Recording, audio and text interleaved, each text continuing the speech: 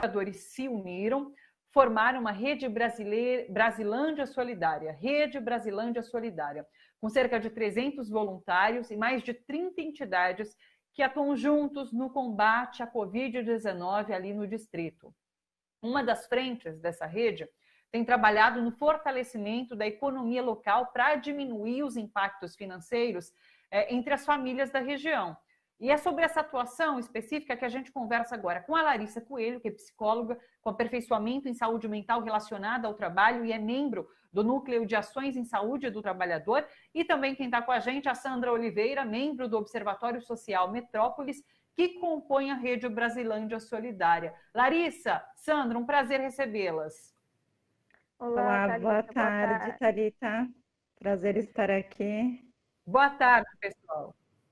Queria que vocês começassem falando um pouquinho para a gente sobre como surgiu, na verdade, os motivamentos para que vocês começassem a atuar com esse foco da economia. Então, assim, o que vocês perceberam ali na região durante essa pandemia que fizeram com que vocês começassem, de fato, a pensar em estratégias para melhorar a situação dessas pessoas? Vamos com a Sandra, depois eu quero ouvir a Larissa também, pode ser? Pode sim. Então, Thalita, você já falou um pouquinho da rede, né? Que nós montamos a rede no começo da pandemia, porque a Brasilândia, todo mundo acompanha agora na mídia, é um dos bairros mais vulneráveis e mais atingidos pelo coronavírus, né? O número de contaminações e mortes aqui é enorme. E aí a gente viu que precisava fazer uma ação que integrasse todos os atores aqui da região. Então a gente juntou as entidades, organizações, lideranças, para fazer um trabalho conjunto, uma frente mesmo para enfrentar a doença aqui na região, né? E aí criamos uma rede Brasilândia Solidária.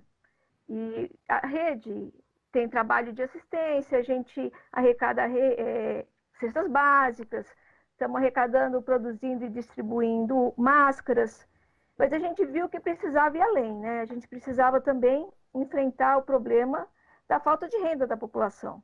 Porque essa questão de que a doença tem nome, endereço, tem cor, ela tem, né? E é na periferia, com a população mais pobre, informal, desempregada, com as mulheres negras, é ali que você tem o maior impacto. Então, ou a gente trabalha a questão da renda, ou a população vai viver aquela situação, já vive essa situação de ou você vai trabalhar, se expõe a morrer no transporte público, ou você fica em casa e morre de fome.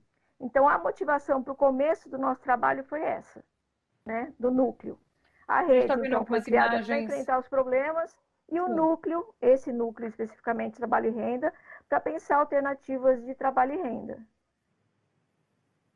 A gente está vendo algumas imagens das ações da Rede Brasilândia Solidária ali no distrito, ações de conscientização, ações que visam realmente minimizar os impactos da Covid no distrito. Agora, Larissa, vocês fizeram, inclusive, um levantamento junto aos moradores, né, do distrito para entender quais são as principais atividades das pessoas, como elas foram afetadas por esse momento da pandemia. Queria que você falasse um pouquinho sobre esse levantamento. Thalita, a gente criou um formulário, né, online para tentar qual que é a necessidade desses trabalhadores, áreas que eles têm trabalhado, se desenvolvido, né? Então ele tem cada entrar em contato com eles. Então a gente soltou um formulário que foi divulgado por toda a rede. A gente tem as redes sociais da Rede Brasilândia Solidária são muito fortes, então a gente teve um retorno bem positivo. A gente fez algumas divulgações e muitas pessoas responderam esse formulário. Ele continua disponível para resposta, então conforme as pessoas vão respondendo, a gente vai tendo essa informação.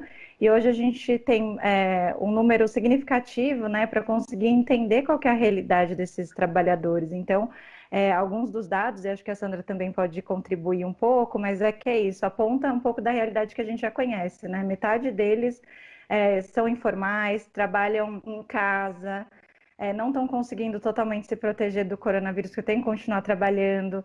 Tem muita gente, que a pesquisa apontou, né? A maioria das pessoas estão no ramo de alimentos, que eu acho que é o que está conseguindo ainda ter essa venda, né? Então, muitos serviços, tem muita gente do ramo de beleza, de manicure e cabeleireiro que então está parada, né, nesse momento, porque não pode prestar esse tipo de serviço, mas alimento continua sendo ali essencial, as pessoas continuam comprando, então foi uma forma de renda que a gente viu que a maioria dos trabalhadores tem achado para manter, né? E aí eu acho que a rede, é importante pontuar que a gente trabalha em pensar principalmente, né, em preservar a vida e a longo prazo gerar um pouco essa autonomia dos trabalhadores poderem se manter, né? Muitas pessoas foram demitidas, então tem uma grande parte das pessoas que perderam seus empregos, perderam renda. E uma coisa que a gente observou com esses resultados é que as pessoas, tá muito difícil de ligar a oferta com a demanda, né? Então, quando a gente foi entrando em contato com as pessoas, tem muitos serviços oferecidos, muito diversos, as pessoas fazem vários tipos de atividade, de artesanato, comida, né? Eu falei de alimento, quase ninguém faz a mesma coisa. Tem gente que trabalha com congelado, gente que trabalha com marmita, gente que faz comida fit, outras pessoas fazem comida mais gourmet, assim, no final de semana. Então, você vê que a oferta é muito grande, mas eles têm muita dificuldade em chegar às pessoas que poderiam consumir esses alimentos. Então, quando a gente conversa com esses trabalhadores, eles falam que a divulgação do trabalho é mais no boca a boca, né? Eu acho que o desafio do nosso trabalho agora é ampliar essa oferta para chegar em outras pessoas. Então, acho que é um pouco esse perfil das pessoas que a gente tem visto. Sandra, diante desse número grande de pessoas que estão na informalidade, como trabalhar a partir disso? Quais as soluções que serão oferecidas? A gente conversava, inclusive, há pouco, que vocês falaram sobre um foco na economia solidária, né? Sim. É a alternativa de você trabalhar em rede, né? O que a gente viu, a Lari estava falando um pouquinho, é que a gente tem um número grande de pessoas que está trabalhando sozinha em casa, né? Então, ela tem o seu negócio, ela trabalha na sua própria casa e trabalha sozinha, né? E aí, se você consegue construir uma rede que interliga essas pessoas, essas ofertas, isso que a Lari falou, quem está oferecendo comida em casa, quem está fazendo doce, o entregador que também está sendo explorado pelos aplicativos, né? O cara que presta serviço de assistência técnica, enfim. Se a gente consegue construir uma rede, né, criar associações, cooperativas, onde as pessoas trabalhem juntas, somem esforços, e a gente consiga garantir que o dinheiro, esse dinheiro que está na região, ele fique na região, a gente já consegue melhorar a renda e a qualidade de vida dos trabalhadores aqui, né? E isso é uma coisa que dá para você fazer rápido, né? Então, você colocar as pessoas em contato, como a Larissa disse, se você cria canais de comunicação, redes de divulgação, parece uma coisa tão simples, né? Mas você já ajuda a criar essa rede. Então, a economia solidária, ela é uma alternativa revolucionária, né? Porque você não vai trabalhar em cima da competição, não é ela que motiva, não é ela que mobiliza. Né? O que mobiliza é a solidariedade, né? Um ajudando o outro, um trabalhando e dividindo o ganho com o outro.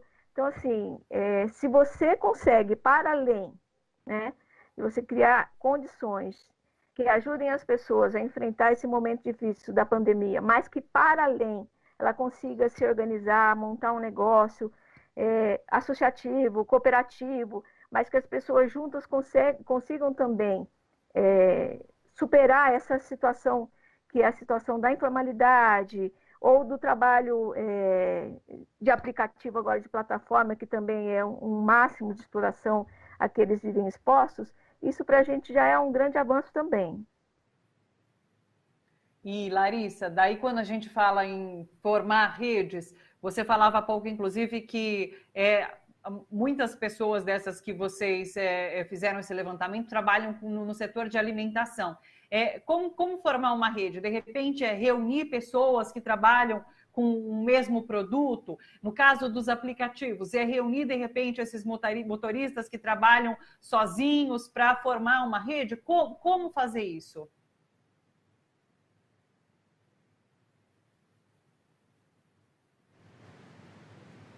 Espera aí que eu estou sem Desculpa, o microfone estava mutado. O microfone. Eu acho que a economia solidária ela vai bem nesse sentido, né? Então, de fato, é agrupar pessoas para que eles vão tomando, né, forma, então vão tomando uma forma de rede mesmo, de se ajudar para a gente conseguir ofertar diversas coisas. Então, não necessariamente as pessoas precisem desenvolver a mesma atividade, né? O que a gente vê é que muita gente está desempregada. Então, talvez pudesse sim agregar um mesmo trabalho, mas as pessoas já têm suas atividades diversas. E elas se colocam em solidariedade. Então, por exemplo, a gente acabou, né, com esse levantamento entrando em contato com essas pessoas e tem algumas demandas específicas que as pessoas falam, se alguém desenvolvesse tal atividade, eu consumiria. Então, a gente vê que dentro desses próprios trabalhadores tem oportunidade de outras pessoas também fazerem outras coisas. Então, é criar uma rede de consumo, né? Então, assim, de um alimentar o outro, né? Então, uma pessoa, uma troca de serviço, né? Então, a economia solidária, ela vai nesse sentido. E aí, a gente, enquanto núcleo, né? A gente pretende dar ferramentas para as pessoas se organizarem. Então, a ideia é que, de fato, eles formem esses grupos autônomos e todas as decisões sejam coletivas. Então, o que eles vão produzir, isso seja decidido coletivamente, que a gente contribua em levantar uma demanda. Então, talvez eles vendam alguma coisa que o território não esteja com consumo tão alto, então vamos mudar a perspectiva, vamos fazer um treinamento. E aí a gente vai vendo que essa solidariedade ela é muito existente entre os trabalhadores. A gente vai entrando em contato e as pessoas se colocam à disposição de dar um treinamento, de ajudar as pessoas a fazerem outras coisas, né? Tem gente que fala, ai, eu já estou com uma demanda alta, se tivesse alguém para me ajudar, eu conseguiria aumentar ainda mais, né? Então, essa demanda e tudo mais. Então, a gente vê que a rede, né, e a região da Brasilândia é enorme, né? Então, tem muita gente, tem muita potência de consumo, muita potência de produção. Então, a ideia é essa, criar esses grupos associativos, que as pessoas se ajudem, né? Uma coisa que eu conversei com alguns deles essa interdivulgação de trabalho, né? Só de um poder divulgar o trabalho do outro já se ajuda.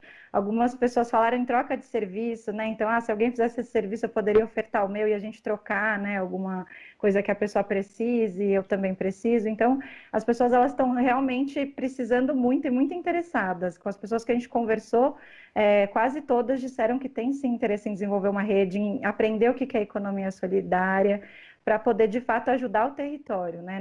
Nesse momento que a gente sabe que não está fácil o trabalho formal, né? Como a gente conhece, CLT, então a gente formalizar esses trabalhos informais, né? Então a economia solidária é uma forma de formalizar, né? Das pessoas saírem da informalidade e ter um trabalho formal que não seja necessariamente no modelo que a gente está habituado a conhecer. E, Sandra, vocês fizeram esse levantamento de uma forma virtual, com as pessoas preenchendo pela internet, né? A partir de agora, como vai ser? Vocês vão fazer encontros presenciais? Como que vai ser a atuação a partir de agora? Então, o questionário está aberto ainda, né? A gente montou o questionário, isso era um questionário virtual, que as organizações da rede distribuíram, o pessoal da saúde, das unidades básicas. Então, assim, a gente soltou no bairro o questionário. Ele teve um alcance, mas a gente ainda espera que ele volte com mais respostas. Mas a gente não vai esperar isso para começar a trabalhar. A gente estava conversando, inclusive, na nossa última reunião.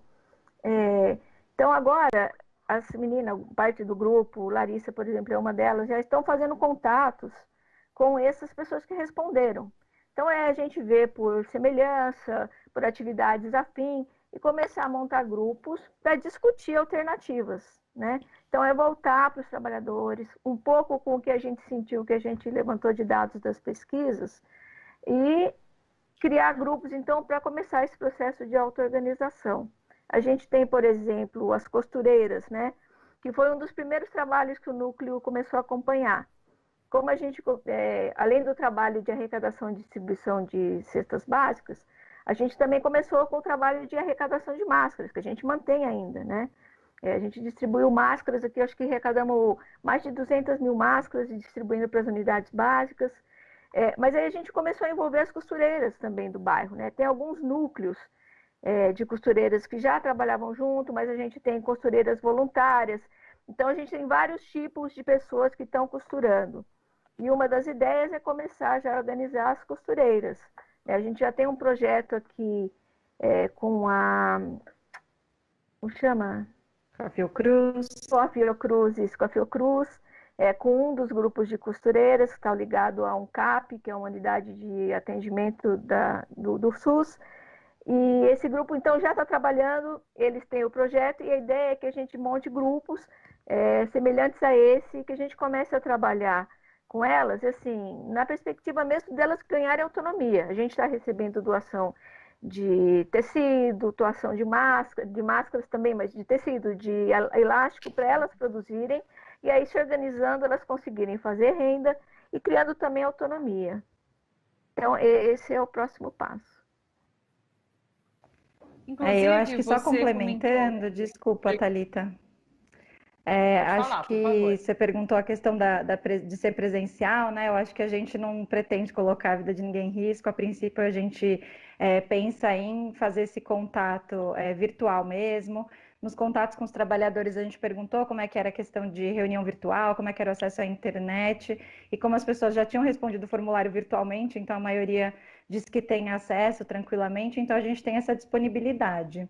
Um outro caminho que a gente pensa em seguir também, tem uma parte da rede que está fazendo uma ação que é ir em alguns espaços da Brasilândia, praças e tudo mais, conscientizar as pessoas que não estão usando máscara, levar algumas máscaras, álcool em gel, principalmente com a juventude que tem se encontrado, né, para, enfim, curtir e tudo mais de final de semana. Então, eles estão fazendo essas ações. Uma das ideias também é chegar nesses trabalhadores, né? Tem bastante ambulante que está ali na rua precisando trabalhar, então a gente também conseguir, né? Então, presencialmente seriam algumas ações bem pontuais, mas dos trabalhadores que estão respondendo os questionários, a gente manteria virtualmente, tentando desenvolver esse projeto.